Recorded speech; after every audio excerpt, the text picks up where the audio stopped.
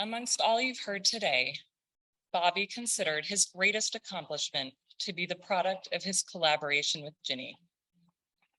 I don't mean their Bronze Life master status from the American Bridge League.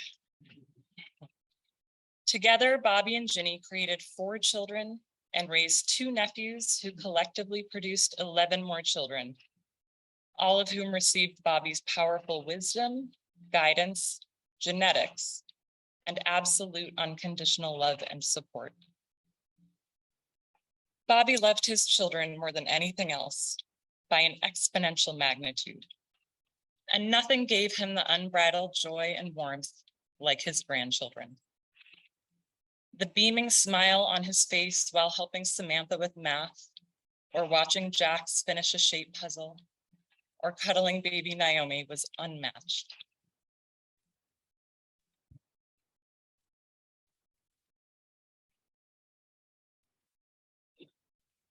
Bobby was in his purest element in those moments.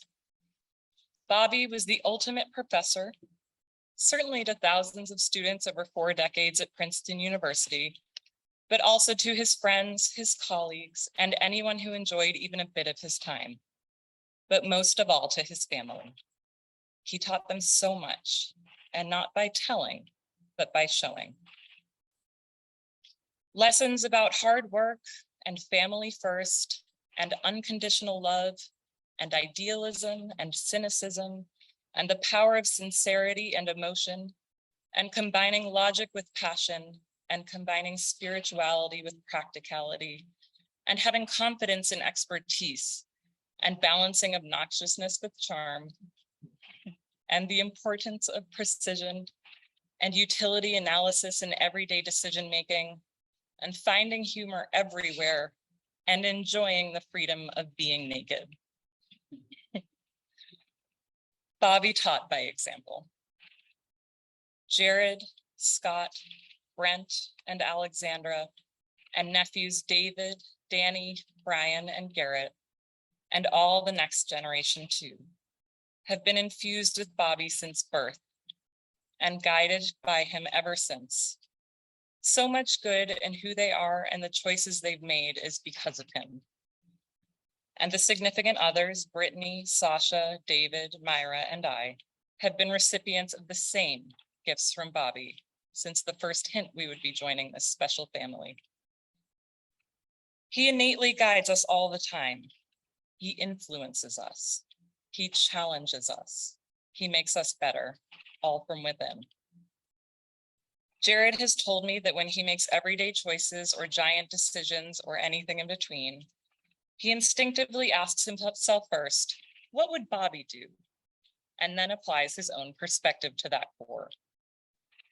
He's done that since he was a kid, and when Bobby got sick, Jared finally told him. He wrote Bobby this letter. Dear Dad, I have a wonderful life that I am ever grateful for, and much of it is thanks to you.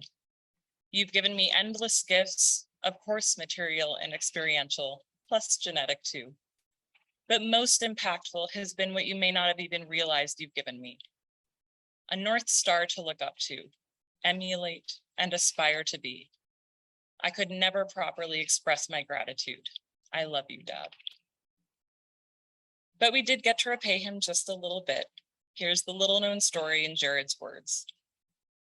When Julia and I had our first child, my dad visited us in the hospital, and I pulled him into the next room to ask his permission to name her for his father, whom we loved so much. But I started crying before I could even get the words out.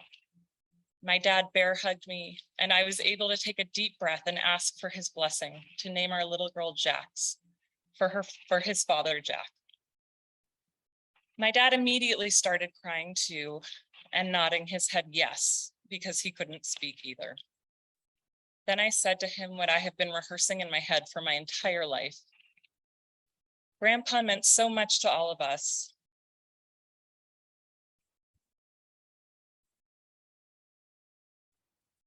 And I know how important he was to you. I know exactly how you feel about him, because it's how I feel about you.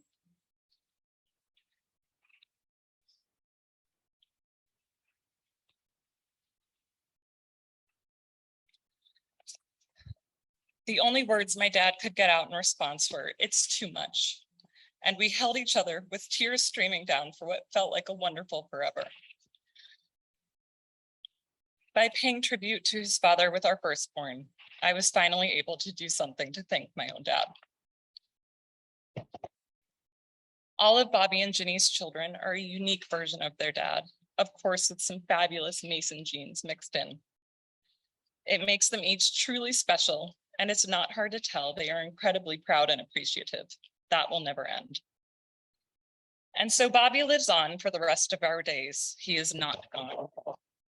We all vowed to Bobby in his final weeks to live our lives as he did. And if we can do that, we will be passing his innate teachings down to our kids, who will pass them to their kids, and so on. And no doubt all those in this room and beyond who have intersected with the mighty Bobby Willig over the last 75 years will also continue to be impacted profoundly by his lessons. And so, just like the North Star in our sky, he will live on for generations. He is in all of us. Professor, Bobby, Dad, we love you immensely. We are forever grateful for you, and you are a blessing.